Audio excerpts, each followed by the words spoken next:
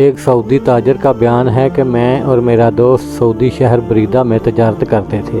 ایک دن میں جمعہ کی نماز کے لیے بریدہ کی مسجد الکبیر میں گیا۔ نماز جمعہ کے بعد جنازہ کا اعلان ہوا تو نماز ادا کی گئی۔ لوگوں نے ایک دوسرے سے پوچھنا شروع کر دیا کہ یہ جنازہ کس کا ہے۔ پتہ چلا کہ یہ جنازہ میرے ہی دوست سعود کا ہے، جو گزشتہ رات دل کا دورہ پڑنے سے انتقال کر گیا تھا۔ مجھے سن کر انتہائی صدمہ پہنچا۔ یہ 1415 ہجری یعنی کوئی 22 برس پہلے کی بات ہے۔ اس وقت ابھی موبائل فون عام نہیں ہوا تھا۔ چند مہینے گزرنے کے بعد وہاں کے ایک دکاندار نے مجھ سے بات کی کہ مرحوم سعود کے ذمے میرے 3 لاکھ ریال ہیں، آپ میرے ساتھ چلیں، ہم جا کر اس کے بیٹوں سے بات کریں۔ اور یہ بات پہلے سے میرے علم میں تھی کہ سعود کے ذمہ یہ قرض ہے۔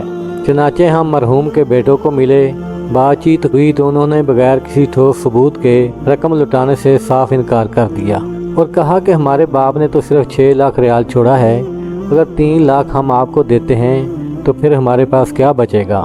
اس دور میں بہت سا لین دین باہم اعتماد پر ہی ہوتا تھا۔ چنانچہ ہم واپس آ گئے۔ یوں وقت گزرتا گیا، لیکن ہر وقت مجھے سعود کی یاد ستاتی رہی۔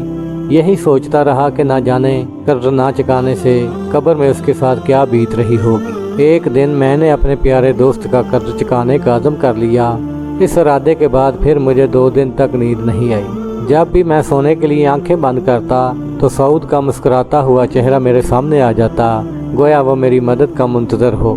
تیسرے دن میں نے اپنے عزم کو عملی جامہ پہناتے ہوئے اپنی دکان سماج سمیت فروخت کر دی اور دیگر جمع پونجی اکٹھی کی تو میرے پاس 4,50,000 ریال جمع ہو گئے۔ میں نے فوراً 3 لاکھ ریال سے دوست کا قرض ادا کر دیا، جس سے مجھے دلی سکون ملا۔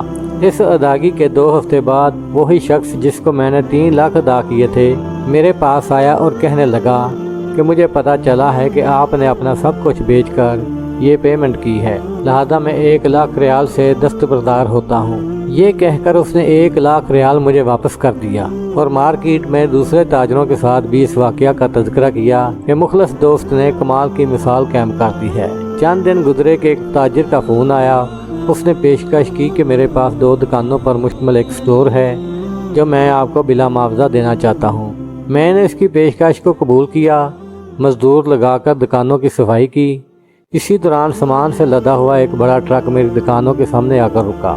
ٹرک سے ایک نوجوان نیچے اترا، سلام کے بعد کہنے لگا کہ میں فلاں تاجر کا بیٹا ہوں، یہ سامان میرے ابا جان نے بھیجا ہے اور کہا ہے کہ سامان بیچ کر اس کی نصف قیمت آپ ہمیں لوٹا دینا اور باقی آدھا مال ہماری طرف سے گفٹ ہے، اور آئندہ جتنے مال کی ضرورت ہو ہم سے ادھار لے کر فروخت کر کے پیمنٹ کر دیا کریں۔ لوگ جنہیں میں جانتا نہیں تھا میرے ساتھ تعاون کے لیے اٹھ کھڑے ہوئے اور تھوڑے ہی عرصے میں میرا بزنس پہلے سے دگنا ہو گیا۔ المختصر 1436 ہجری کے رمضان المبارک میں نے 3 ملین ریال اپنے مال کی زکوٰۃ ادا کی ہے۔ یہ کوئی افسانہ نہیں بلکہ ایک حقیقت ہے۔ نبی کریم صلی اللہ علیہ وآلہ وسلم کا فرمان گرامی کس قدر سچا ہے کہ جب تک بندہ اپنے بھائی کی مدد میں رہتا ہے اللہ تعالیٰ بھی اس کی مدد کرتا رہتا ہے۔ ناظرین، امید ہے کہ میری یہ ویڈیو آپ کو پسند آئی ہوگی۔ ویڈیو کو لائک کیجئے، شیئر کیجئے۔